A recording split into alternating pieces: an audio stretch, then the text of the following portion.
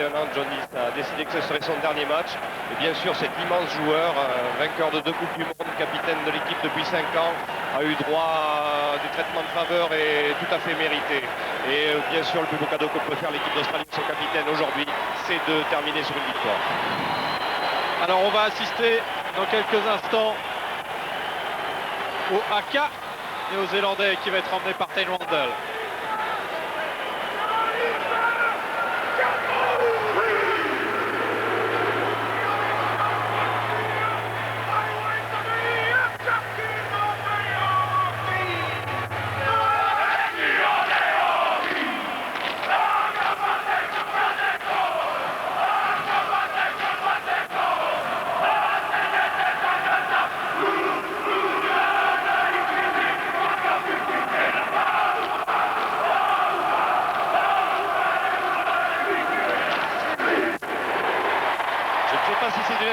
Mais on a vu beaucoup de haka depuis une trentaine d'années.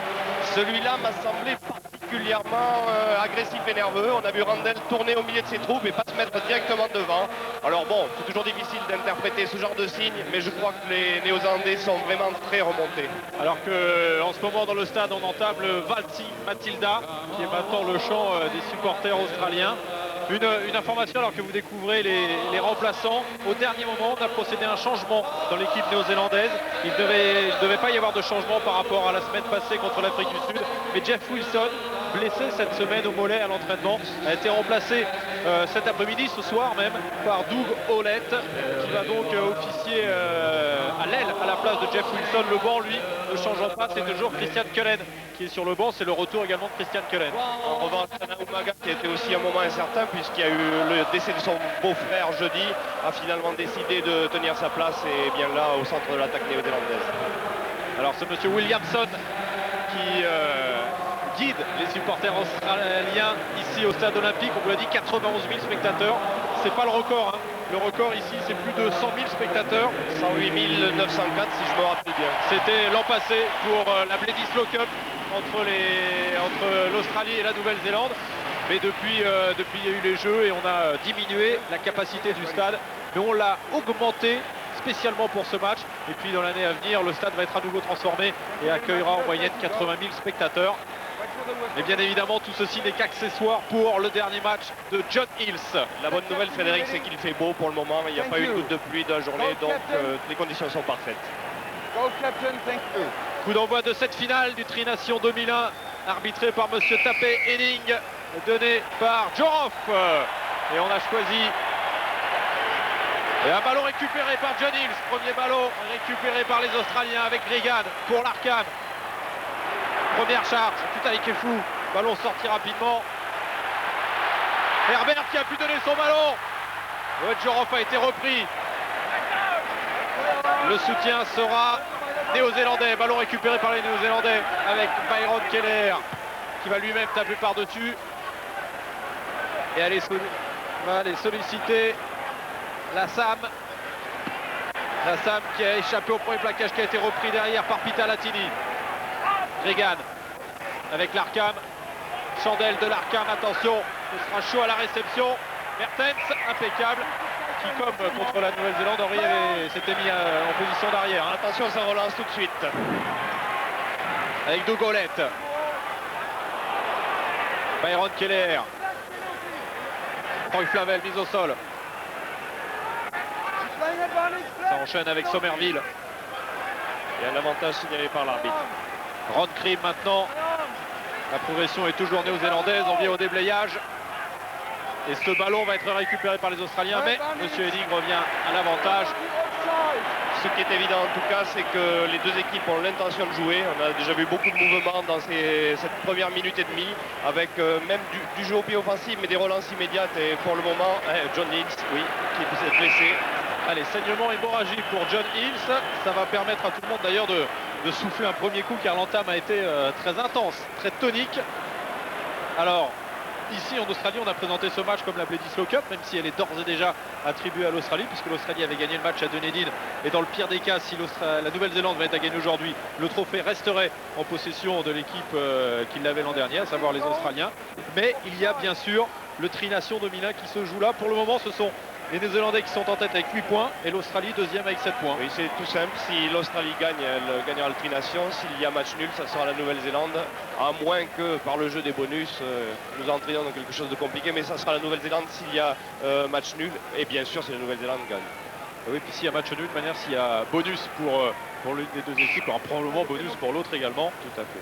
À moins que tout se joue au pied d'un côté, aux essais de l'autre. Ça commence à faire beaucoup de conditions. C'est Andrew Mertens qui a été chercher la touche sur cette pénalité. Et ce sera la première incursion néo-zélandaise dans le camp australien. Touche réduite par les Blacks avec 3 joueurs. Oh, ballon que n'a pas pu détourner Chris Jack et intervention de Monsieur Henning. Pour un en avant d'un Néo-Zélandais. Donc première mêlée avec introduction aux Australiens.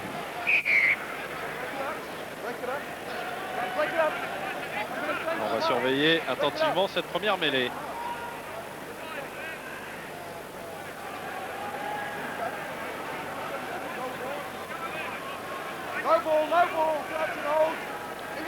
Oh, le poids des packs est quasiment équivalent. Oh, on est un peu gêné du côté des Australiens. Gregan a tapé au pied. Et Il va aller directement en touche. Il a été obligé de faire vite parce que la mêlée australienne était un petit peu mise sur le reculoir et donc il n'a pas pu ajuster son coup de pied. C'était peut-être pas de ça qui était prévu d'ailleurs et la balle est sortie directement. Deuxième touche donc avec lancé All Black.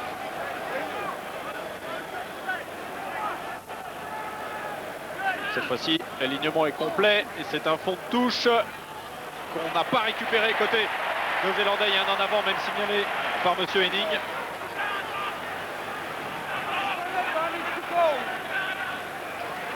Larkham qui a réussi à prendre l'intervalle, qui n'a pas pu donner son ballon derrière. Le soutien est tout de même là avec George Smith bien sûr. Mise au sol. On est revenu dans la moitié de terrain des Néo-Zélandais. Le petit coup de pied de Tutaï qui est fou. Mais on va revenir à la position de hors-jeu du joueur néo-zélandais qui avait levé les bras mais qui quand même était là. Et deux lancers en touche néo-zélandais, deux balles perdues.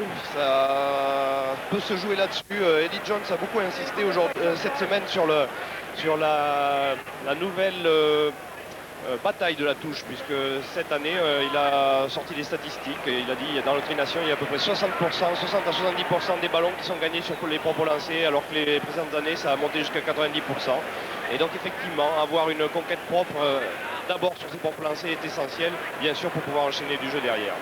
C'est d'ailleurs pour cela qu'il a choisi de retitulariser David Giffin à la place de Justin Harrison, même si Harrison a fait de très très bons matchs en remplacement de Giffin, dont la suspension était terminée. Mais Giffin a cette particularité d'être très très efficace sur les lancers australiens.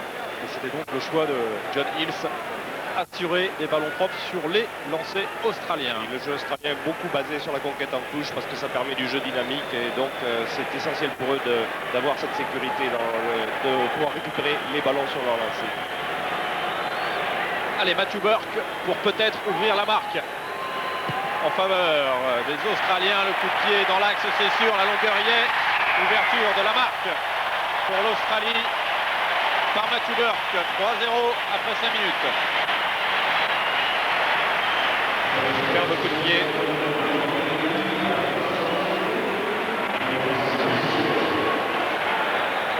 Il n'avait pas été satisfait par sa prestation, Matthew Burke, lors du match nul contre les Sud-Africains. Il avait promis une revanche aux supporters australiens. C'est aux Néo-Zélandais maintenant de réagir et surtout de mettre la main sur le ballon, ce qui leur a manqué dans ces 5 premières minutes. Allez, coup de pied. On avait partagé les avants du côté australien. Aux Néo-Zélandais, pardon, et obstruction.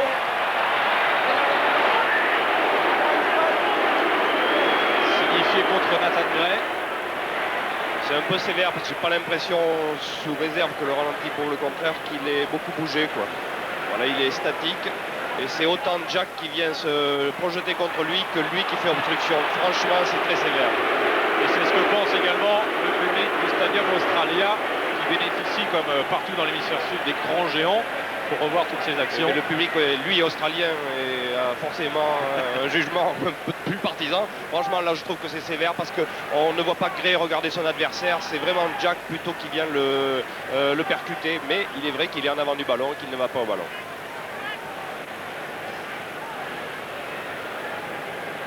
Allez, Andrew Mertens pour peut-être remettre les deux équipes à égalité.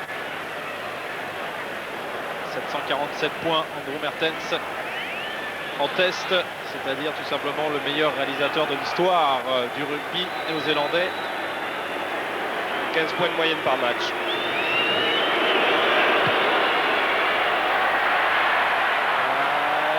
Oui, ça passe avec l'aide du poteau. Il semble bien que ce ballon a frôlé le poteau. 3 partout.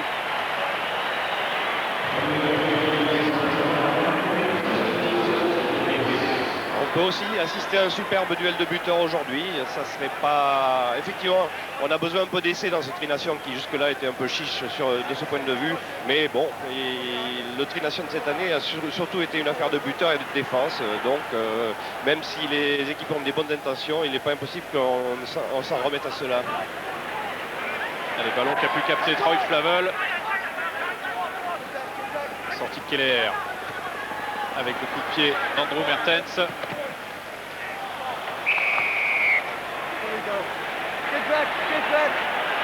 Alors, qui a vu Gros problème, gros problème. Un gros problème entre Maxwell d'un côté. Oui. On arrête le chrono.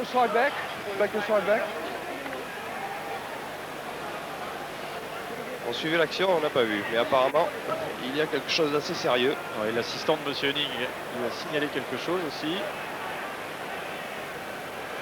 Alors le 4, oh oui, ah oui, il y a une foire. C'est Foley.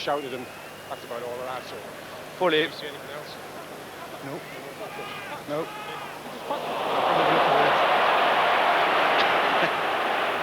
Comment possible le match avec les réactions du public. You punched the guy, you were upset about something that happened back there. We were happy to carry on. You retaliated on it, it's going to cost you dearly, mate. Oh là, This is going to cost you 10 minutes in the Sunday. carton jaune pour Maxwell. Qui apparemment s'est vengé du coup de poing reçu par Foley, mais franchement là aussi, sur ce que l'on a vu du moins, dans lors du ralenti, Foley était le premier agresseur. L'arbitre lui a dit vous êtes vengé, 10 minutes. 10 minutes au placard. Alors Maxwell tenait Foley, c'est sûr. Foley en se dégageant et lui a mis une poire, c'est sûr également. Et c'est Maxwell qui fait les pots cassés pour le moment. Ouais, ça peut être considéré comme une faute professionnelle de la part de Maxwell d'avoir empêché Foley de jouer, mais dans ce cas-là, il faut aussi mettre carton à Foley pour la poire. Il me semble, mais bon. Donc on va jouer à 14 pendant 10 minutes côté néo-zélandais, ça c'est certain. Et Matthew Burke, lui qui plus est, va peut-être redonner 3 points d'avance aux Australiens. Rappelons que Monsieur Hennig est sud-africain. Ceci, meilleur réalisateur du Tri-Nation jusqu'à présent cette année. Matthew Burke avec 42 points et ça fera 45. Et 6-3 en faveur de l'Australie. 9 minutes de jeu. Le match était bien parti sur un bon rythme et c'est vrai que depuis le premier but de Matthew Burke, on a eu un renvoi sur lequel il y a eu la pénalité de Mertens. Il y a eu un deuxième renvoi sur lequel on vient d'avoir la deuxième pénalité de Burke. Alors effectivement ça coupe un peu le rythme. Espérons qu'on ne va pas en rester là. Puis il y a une équipe qui joue à 14, donc ça change un peu les données. Allez, coup de pied d'Andrew Mertens dans les bras de John Hills.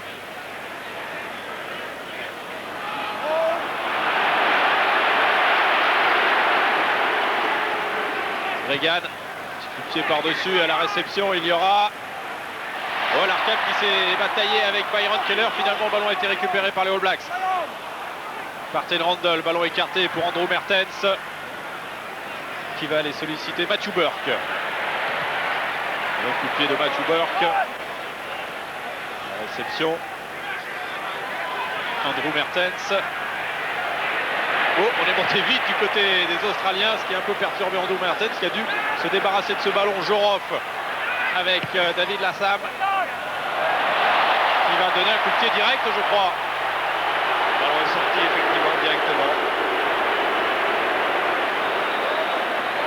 C'est un match difficile pour David Lassam puisqu'il avait perdu sa place après le match contre l'Afrique du Sud au profit d'Andrew Walker.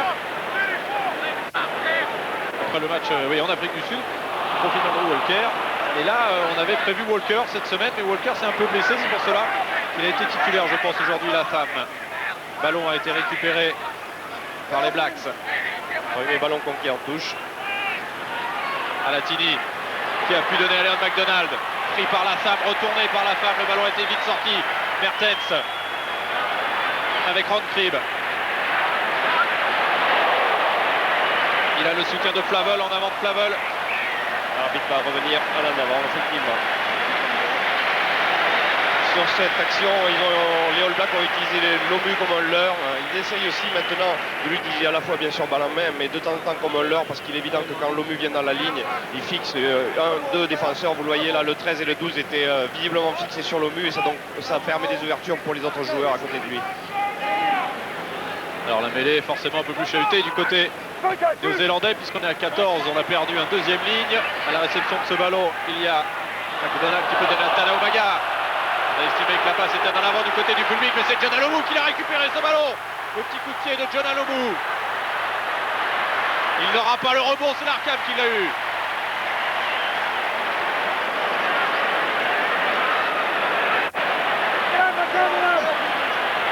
Sortie de Bregan. Et la femme, oh, tout petit coup de pied de la femme. John Alomu qui a choisi de jouer au pied et de poursuivre ce ballon. Il est vrai qu'il avait le soutien était assez loin, donc il n'a pas pris le risque d'aller au contact face à Matthew Burke qui venait le couvrir en défense, parce que son soutien, il n'a qu'un joueur au soutien, il a 2 ou 3 jaunes, donc il préfère jouer au pied. Il y a Gregan qui revient en couverture aussi, et après ça se joue sur l'habileté de l'Arkham, qui a bien fait de se sortir des voies du chemin de fer. Touche réduite, hein, commandée par les Néo-Zélandais. Changement de maillot pour John Hills. Ça, c'est un maillot qui va valoir cher. Hein. Le maillot était couvert de sang. Ça sera le dernier maillot couvert de sang du capitaine. Et hop, il a été mis sous le bras des soigneurs du club, des Australiens. Au ballon cafouillé, récupéré quand même par Chris Jack. Il n'y a pas vu en avant, a dit monsieur Hennig. Ah, il y a eu un en avant, mais australien. Et John Hills joue dorénavant avec un maillot sans numéro. Ah, s'il y a un numéro à mettre sur ce maillot, c'est 86. 86e sélection et dernière donc pour John Hills. Alors, l'assesseur de monsieur Henning a vu quelque chose. Chris Jack va au sol. Hoft est dans une position pas tout à fait logique.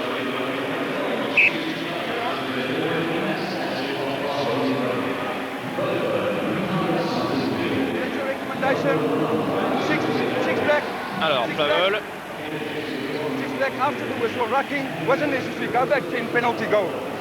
Ouais, rocking. Hein. Rocking non nécessaire. Ça fait beaucoup pour les Néo-Zélandais. Un joueur parti à la porte pour 10 minutes, plus un autre qui se fait pénaliser alors qu'ils allaient avoir une bonne occasion à 25 mètres de la ligne, une touche pour eux. Ça fait beaucoup d'indiscipline et c'est quand même ce qui inquiète un peu Wayne Smith de temps en temps. Cette équipe jeune est aussi de temps en temps indisciplinée. Je veux dire que l'ancêtre de cette équipe All Black n'a que 28 ans et c'est Andrew Mertens. C'est la femme qui a tapé pour ramener le jeu dans la moitié de terrain néo-zélandaise. Vous avez vu les statistiques, hein, plus de 90% du temps passé dans la moitié de terrain néo-zélandaise, même si la possession du ballon en revanche est pour le moment à l'avantage des Blacks. Touche joué rapidement. Foley qui a pu trouver en fond de touche Giffin. Regan qui a pu donner à l'Arkham. Herbert avec Joroff au pied. Et McDonald sauve la touche. Burke avec l'Arkham pour Lassam. Lassam qui a échappé au plaquage, qui est rentré dans les 22 mètres, pris par Mertens. Keller, plus exactement. Oui, par Keller, pardon.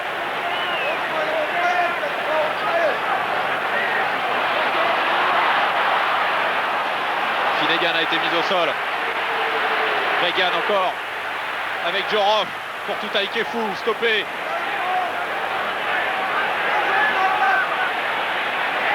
Foley va jouer en position de demi-mêlée avec Giffin maintenant qui a été repoussé par Anton Oliver. Il a laissé tomber le ballon mais il n'y avait pas en avant. Gregan À la défense néo-zélandaise s'est remise en place. Larkham, le coup de pied, et à la réception il y aura John Alomu, Latham, c'est Latham qui a récupéré le ballon et qui peut aplatir, et c'est accordé par Monsieur Henning pour David Latham face à John Alomu. Encore une fois, John Alomu sur du jeu au pied qui n'est pas très à l'aise, on sait que c'est pas son point fort.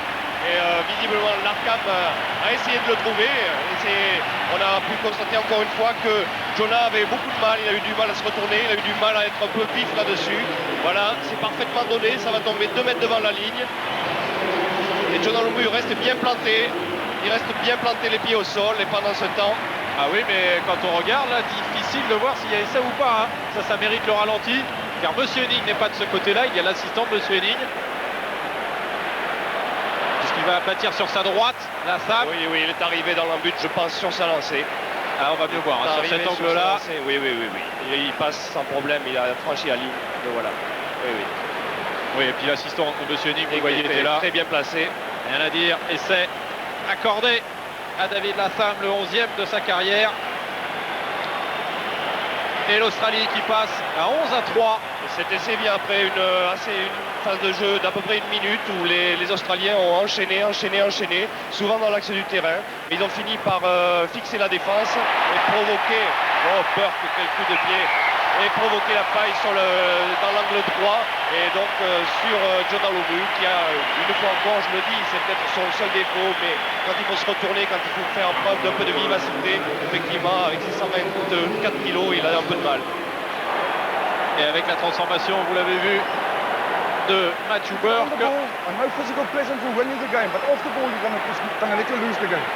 Cela fait 13-3 alors que Monsieur Henning donnait ses conseils à Troy Flavel. Oui, il lui a dit très bien de s'engager, mais il faut s'engager dans des limites raisonnables et surtout vous jouez le ballon. Le renvoi est joué par Mertens, long dans l'angle. Et Latham de son pied gauche ne va pas trouver la touche. Mertens à nouveau, non.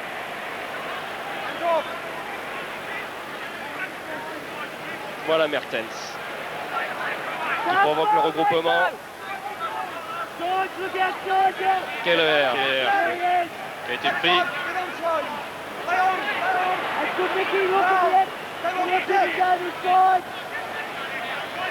J'ai dit David Latham tout à l'heure, c'est Chris Latham. Je ne sais pas pourquoi je l'ai changé de prénom depuis le début du match. Il est confondu avec David Beckham, mais c'est pas le même gabarit. C'est vrai qu'en Australie, on parle beaucoup de football en ce moment. Et le ballon a été récupéré par les Australiens avant une intervention de M. Henning. En avant, jaune. Et ce sera une mêlée en faveur des Néo-Zélandais. Maxwell est en train de s'échauffer, prêt à faire son retour. Est-ce qu'il aura le temps de revenir avant que la mêlée soit jouée ou après?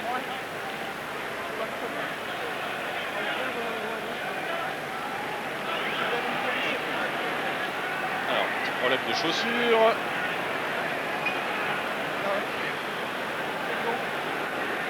Pour le joyeux Nick Styles.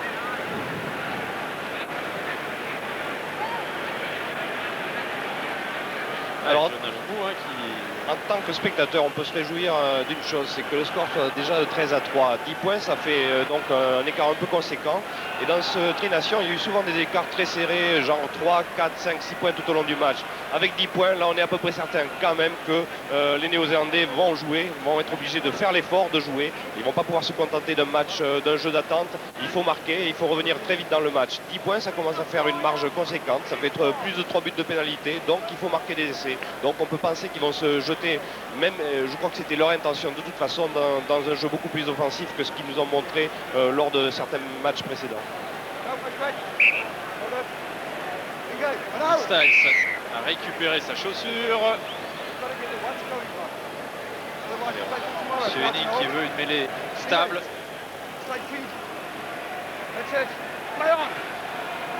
Mertens avec Tanaumaga. Il a été mis au sol, le soutien est là. Keller. Troy Flavel n'a pas pu contrôler ce ballon. On va revenir à l'en avant de Troy Flavel.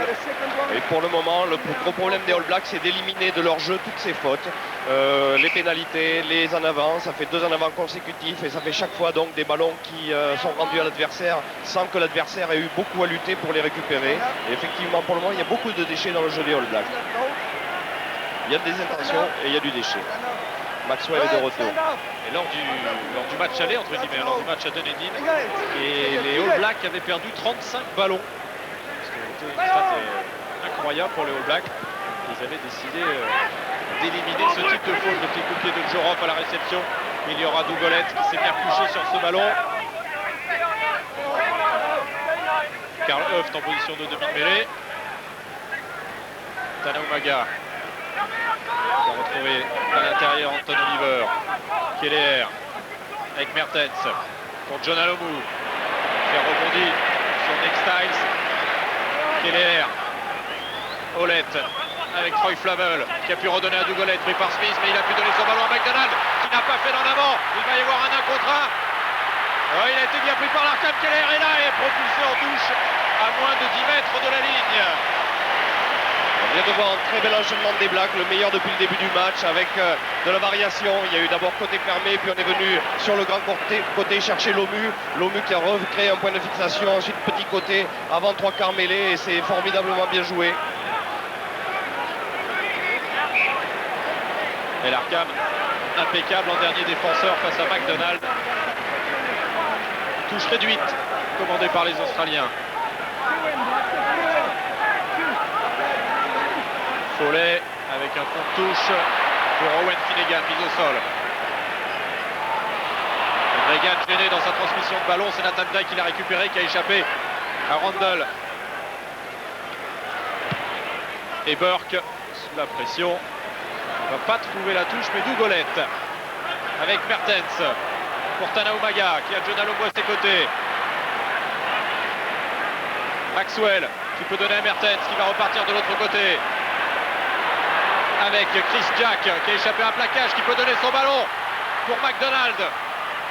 C'est la deuxième réception acrobatique de McDonald. Et ce sera une mêlée, introduction pour les All Blacks. Les Blacks qui essayent d'enchaîner à nouveau avec Chris Jack, ce deuxième ligne qui est très intéressant. C'est un jeune joueur avec une grosse présence physique, mais aussi beaucoup de qualité technique. On va le voir là. C'est lui qui hérite du ballon. Il va redresser sa course et puis il va très bien passer les bras et assurer sa passe. C'est bien joué de la part d'un deuxième ligne, très bien joué. Et ça permet de continuer le mouvement. Et il fait 2,02 m, il fait 115 kg. Je crois que c'est une de leurs trouvailles de cette année. Rappelons qu'en début du Tri-Nation, c'est Troy Flavel qui faisait équipe avec Norm Maxwell en deuxième ligne. Et puis on a mis Troy Flavel en position de numéro 6 à la place de Ruben Thorne, notamment pour faire rentrer Chris Jack. Le voici Flavel d'ailleurs. Le track néo-zélandais s'est musclé, du coup il y a plus de poids, il y a plus de densité physique avec le déplacement de Flavel et l'arrivée de Chris Jack. Il va être dur à sortir ce ballon pour Keller. Mertens avec Alatini pour John Alomou, repris par l'Arkham. Randall qui a perdu le ballon, qui est récupéré par les Australiens. Allez, Owen Finnegan pour remettre la marche avant, bien sûr. Et sous la pression, c'était Jorov. Toujours ces petits problèmes, ces petites fautes du côté des All Blacks, ces ballons lâchés ou ces ballons, ou peut-être un soutien qui tarde un petit peu à venir. Mais pour le moment, cependant, ils restent dans le camp des Australiens. C'est eux qui ont l'initiative du jeu. Et même si ça ne se traduit pas pour l'instant au tableau d'affichage. Anthony Oliver au lancer avec un fond de touche que n'aura pas Troy Flavel, récupéré par Tutai Kefu avec le relais de Smith. Troisième lancé perdu. Reagan avec l'Arkham, mais là on ne s'est pas bien compris. Et l'Arkham qui va aller rechercher ses avants avec Reagan. Nathan Gray. Sur la pression, Dougolette avec Leon McDonald. Ouais, le soutien était là, mais c'était le soutien de Smith. Reagan gêné par Dougolette. et il laisse jouer Monsieur Henning. Et là, il va revenir à la faute contre Dougolet. Toujours la même histoire pour le moment pour les Néo-Zélandais. On a vu encore lancer en touche perdue, donc une occasion d'attaquer perdue. Et puis une simple pression des Australiens, rien d'extraordinaire, mais une bonne défense. Smith est le premier sur ses pieds, il a le droit de jouer le ballon. Et voilà, un ballon récupéré à peu de frais. Et ensuite, par contre, c'est à nouveau le Néo-Zélandais qui va se mettre à la faute. On va le voir arriver sur le côté, c'est Doug Howlett sur Gregan. Latham qui va aller trouver une touche sur la ligne des 22 mètres quasiment. Et voilà Smith, dont on dit le plus grand bien, le plus jeune joueur sur le terrain du côté australien.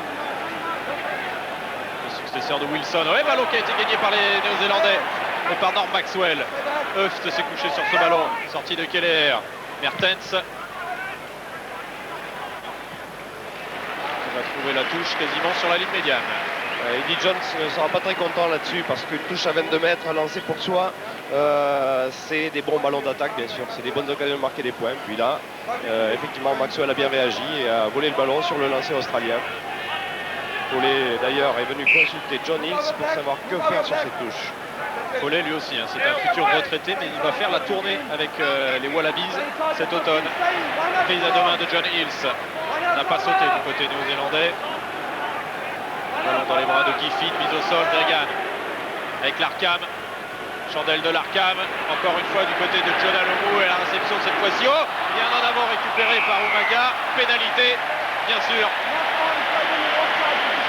En avant de McDonald et Umaga en position de hors-jeu qui le récupère. Et effectivement, il y avait des Australiens dans cette zone qui pouvaient récupérer et se montrer dangereux. Donc il est tout à fait logique là que l'arbitre siffle la pénalité. Et nouvelle opportunité pour Matthew Burke. Encore une fois, l'Arkham avait visé Lomu. Et encore une fois, on a vu Lomu ne pas savoir trop quoi faire. Il était dans la zone où le ballon allait tomber. Il a préféré laisser l'avantage à McDonald, ce qui est normal puisque McDonald avançait. Malheureusement pour lui, son arrière s'est mis aussi lui à la faute en faisant l'en avant. Ce sont les petites failles dans le jeu de John Alomu, mais qui n'inquiètent pas Wayne Smith et Tony Gilbert, qui sont déclarés cette semaine, qui sont en train de travailler énormément avec John Alomu pour en faire tout simplement le meilleur ailier au monde, et ceci pour la Coupe du Monde 2003. Bon, il est déjà à mon avis le meilleur ailier au monde, ou en tout cas un des joueurs les plus efficaces individuellement. Je ne sais pas si c'est en tant qu'ailier ou peu importe. Mais il est parfait dans tous les compartiments du jeu pour un ailier. Il peut en faire un ailier complet, alors que Matthew Burke lui est un buteur complet, c'est sûr, et il porte la marque à 16-3 en faveur de l'Australie après 25 minutes de jeu. Ça commence à faire beaucoup parce que même si on a vu des retournements de situation lors de ces matchs encore plus extraordinaires, mais là l'Australie joue à domicile et le problème des All Blacks c'est toujours l'accumulation de petites fautes qui sont peu caractéristiques de leur jeu, mais qui les obligent, les empêchent d'asseoir une vraie domination et de se montrer très dangereux. Alors qu'on a entreaperçu Eddie Jones et ses assistants. Allez, la relance de Tutai Kefu. Regan pour Matthew Burke. Je me demande si le ballon n'a pas été contré même sur le coup de pied de Matthew Burke. Pas inquiet Matthew Burke, hein, vous avez vu le petit clin d'œil. C'est vrai que pour le moment ça se passe plutôt bien en ce qui concerne les Australiens. Alors nouveau lancé en touche, en bonne position, 30 mètres de la ligne australienne. Voilà, on a l'air de pas bien se comprendre. Oh là là, ça n'a pas l'air bien clair leur histoire du côté des All Blacks. Et d'ailleurs, c'est un peu cafouillé, mais Carl Höft a pu récupérer ce ballon. Anton Oliver, le capitaine. Il y a eu un gros déblayage cette fois-ci avec Ron Krim. Maintenant, on est rentré dans les 22 mètres. On est à 10 mètres seulement de la ligne de but australienne avec Byron Keller sur le fermé, qui va peut-être essayer d'y aller tout seul. Il est repris par Gregan. Le soutien de Flamel. Les touches. Oh, ça a été chaud, bouillant pour les Australiens. Et bon enchaînement dans l'axe avec les avants, un enchaînement dynamique avec notamment Krim qu'on a aussi peu vu balle en main lors de cette trination, mais qui là montre qu'il n'a rien perdu de ses qualités. Regardez la puissance, bonne libération de balle Et Keller qui est un demi-mêlée du genre costaud au bulldog, hein, 94 kilos, et qui a essayé d'y aller tout seul. Et Gregan, toujours un merveilleux défenseur. On peut parler de tous les défenseurs du monde. Gregan, en poids, qualité, en défense, je pense que c'est de loin le meilleur, parce qu'il est toujours bien placé et qu'il plaque magnifiquement bien. Aidé cette fois-ci par Chris Lassam. Alors, touche réduite encore une fois côté australien pour Giffin, impeccable à deux mains. Et qu'a vu monsieur Hennig. Et pénalité contre les Australiens. Prise à deux mains et un joueur est entré dans la zone trop tôt. Rodebourg.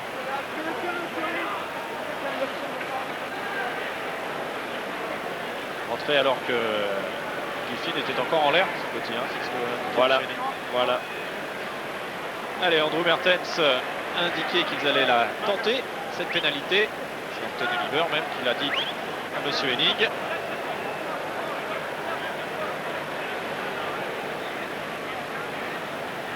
La prise est impeccable. Prise à deux mains. Et donc les joueurs doivent rester à 10 mètres. Et on voit arriver effectivement Rodebourg.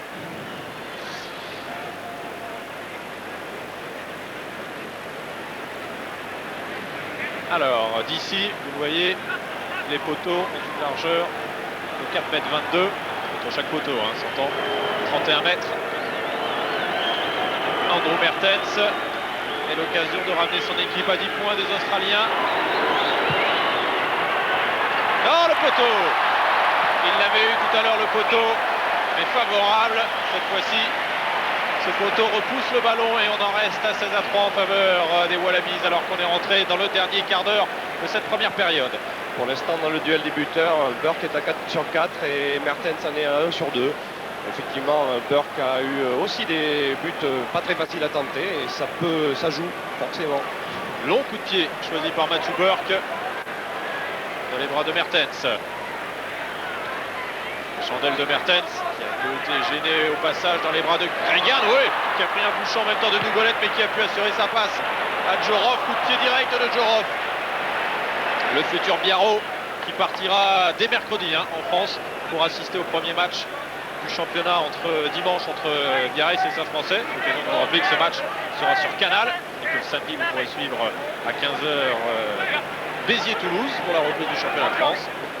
Allez, ballon à deux mains par Maxwell pour Anton Oliver. Anton Oliver qui a échappé un premier plaquage. Le relais de Keller. Mertens avec Flavel. Pour Flavel qui était attendu, qui a été repoussé même. Mais le soutien sera là et le ballon reste néo-zélandais avec Mertens.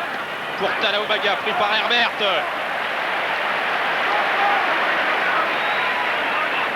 Lobou. Mertens avec Anton Oliver. On insistera pour le moment.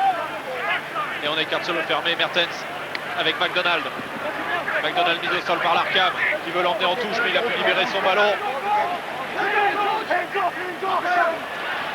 Maxwell avec Höft. Face à Follet, c'est Höft qui avance. Le relais d'Anton Oliver encore. Il est un peu seul, le soutien est là. Keller. Et Keller retourné, le ballon va être Black sur cette 8e phase de jeu. Que d'énergie dépensée pour le moment du côté All Black. Oui, mais ils arrivent à pénétrer d'1 mètre, 2 mètres, mais la défense australienne, on le sait, elle est extrêmement efficace. Elle arrive pour le moment à les limiter, à limiter les dégâts. On va voir Hoft en percussion. Il faut avancer de 1-2 mètres et c'est ensuite il faut se batailler pour sortir le ballon. Oliver, là aussi il va falloir batailler pour sortir le ballon. Keller est tout de suite pris. Et là il faut 1, 2, 3, 4, 5 personnes pour sortir le ballon. Et donc à chaque fois c'est une lutte et ça ne permet pas d'utiliser les attaquants qui ne sont plus là. Ils ont été obligés d'aller batailler avec les avants pour sortir ce ballon des regroupements. Pour le moment donc, ils n'arrivent pas à faire d'avancée décisive les Blacks. C'était Ted Randell qui se faisait soigner. Ted Randell qu'on a annoncé un moment peut-être en position de numéro 8 à la place de Crick pour faire rentrer Martiola. Troisième ligne très très douée du côté All Black. Et puis finalement, les coachs ont choisi de garder la composition qui avait battu les Sud-Africains. De quelle manière la semaine passée à Auckland. Engage. Steady it, steady it. Feel it, feel it.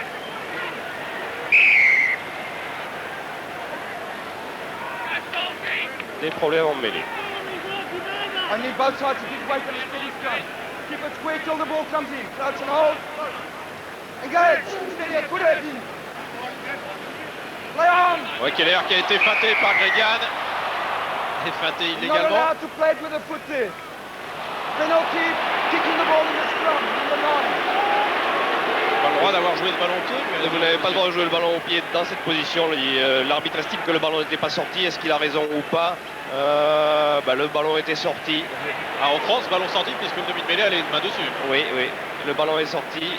Mais il peut estimer que c'est jeu dangereux parce qu'il est dans les mains du demi de mêlée. C'est, je pense, ce qu'a indiqué M. Henning. En tout cas, c'est une nouvelle opportunité pour Andrew Mertens, quasiment au même endroit, un petit peu moins loin. On va voir ça, effectivement. 4,44 m et 30 mètres de distance. Elle vaut cher celle-là parce qu'il faudrait quand même que les All Blacks qui maintenant dominent territorialement depuis 10 minutes mettent des points au tableau pour revenir 16-6. Là, 13 points d'écart pour le moment, ça fait beaucoup. Et là, cette fois-ci, ça passe.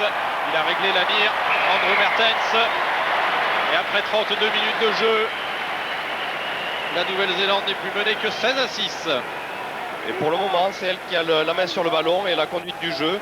Les Australiens, pour l'instant, n'ont pas le ballon, mais donc se sont contentés, si l'on doit dire, de défendre. Et pour le moment, c'est donc les Néo-Zélandais qui ont la conduite du jeu. Alors que Ten Randle est sorti.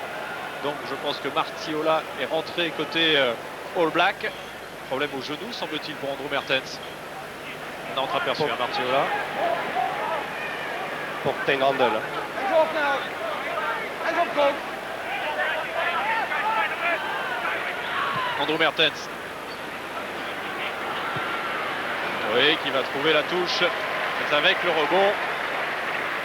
Il y a quand même un souci maintenant chez les deux équipes, comme on a pu le voir aussi tout au long du Tri-Nation, d'aller d'abord chez l'adversaire avant de jouer à la main. Il y a quand même ce souci par du jeu au pied d'avancée, d'aller occuper le territoire adverse pour se mettre hors de portée des buteurs et aussi pour avoir moins de chemin à parcourir éventuellement pour lancer une attaque.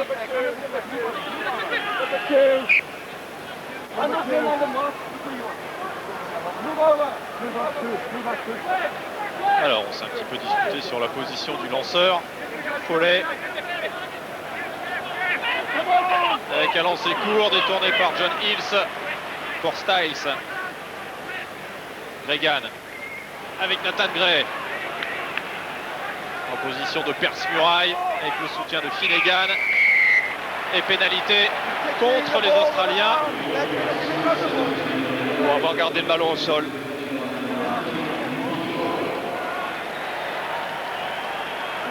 Number 8, gold. Alors que le remplacement est définitif, hein, semble-t-il, pour Andrew Mertens, pour Ten Randle. Qui bloque le ballon avec le bras.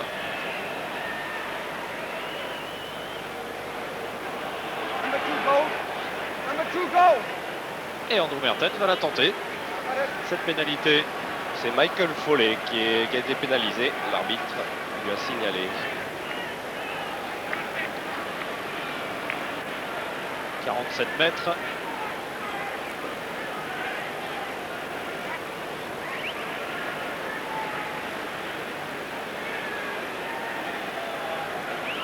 Allez, l'occasion de ramener la Nouvelle-Zélande à seulement 7 points de l'Australie.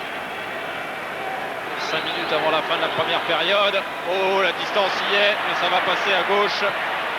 C'est un gros coup de pied d'Andrew Mertens, qui n'a malheureusement pas trouvé la cible. 2 sur 4 en ce qui concerne Andrew Mertens, qui n'avait pas été très satisfait non plus la semaine passée de ses performances à Auckland, en ce qui concerne les tentatives. Il est vrai que lors de ces tri-nations, chaque nation joue avec un ballon différent et ça ne facilite pas la tâche des buteurs, même si ce n'est pas absolument une excuse. Allez, coup de pied long, choisi par Matthew Burke. Qui a récupéré ce ballon. terrain, dans les bras de Mertens, derrière sa ligne de 22. Qui va trouver une touche et ramener le jeu dans la moitié de terrain des Wallabies. Et vous voyez, hein, on a vu ce qui signe de tête là, c'est sur sa pénalité ratée il y a quelques instants.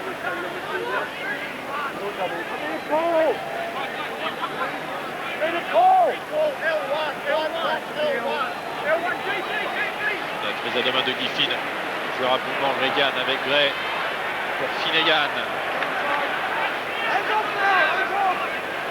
Regan.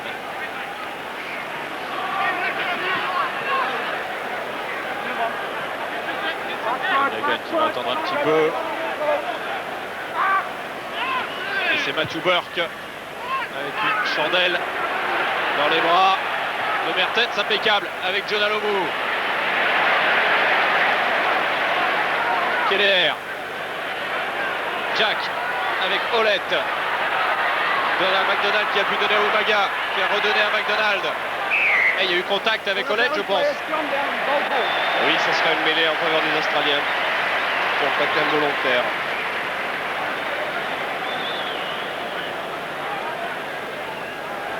Les Australiens qui insistent par ces chandelles, soit toujours dans l'angle de John Alomu, et surtout quand Andrew Mertens est en position d'arrière.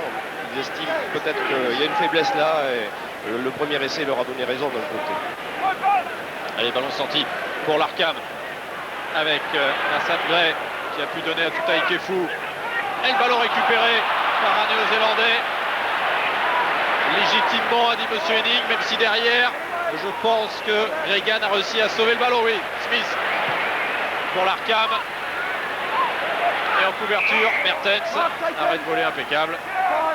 Joué rapidement par Andrew Mertens. Ce long coup de pied dans les bras de Matthew Burke. Avec Joroff. Joroff face à Mertens et Flavel. Regan avec Finnegan maintenant.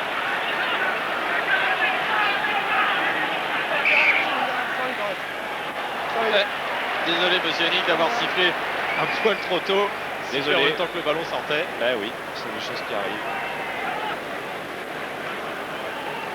Monsieur Henning, hein, l'arbitre qui s'est entretenu avec les deux équipes cette semaine pour leur expliquer exactement de quelle manière il voulait conduire ce match, histoire qu'il n'y ait pas de mauvaises interprétations. Ray qui a pu redoubler avec l'Arkham. L'Arkham repris par McDonald.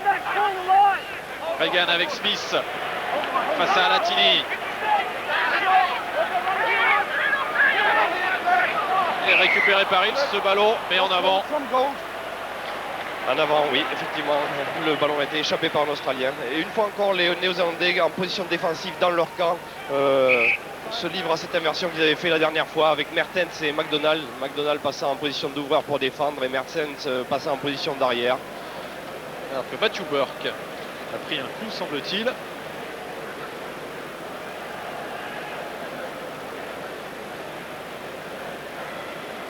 Alors s'il avait un souci, Matthew Burke, on ferait rentrer bien sûr Andrew Walker et on déplacerait Chris Lassam en position d'arrière. Mais ça n'a pas l'air aussi grave que cela pour Matthew Burke.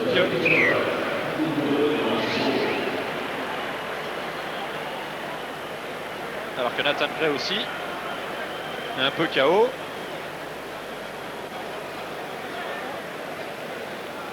Ah là, ça va mieux également pour Nathan Gray, celui qui a pris la succession bien difficile de Tim Moran.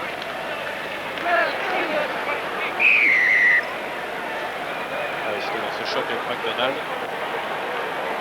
Il n'y avait rien de répréhensible dans cette action côté McDonald. Keep the shoulders up a little higher. Keep it steady. Crouch and hold. Engage. Oh, le ballon n'a pas été bien talonné. Was out. No, the ball was out. It wasn't in the scrum. Et la mêlée sera donnée aux Australiens. Non. Là, il va la faire rejouer. Et le ballon était sorti et pas dans le couloir convenable, donc c'est pour ça qu'il a fait refaire. Voilà. Là, la mêlée écroulée est sanctionnée du côté australien. L'Arkham qui vient se frotter à Keller.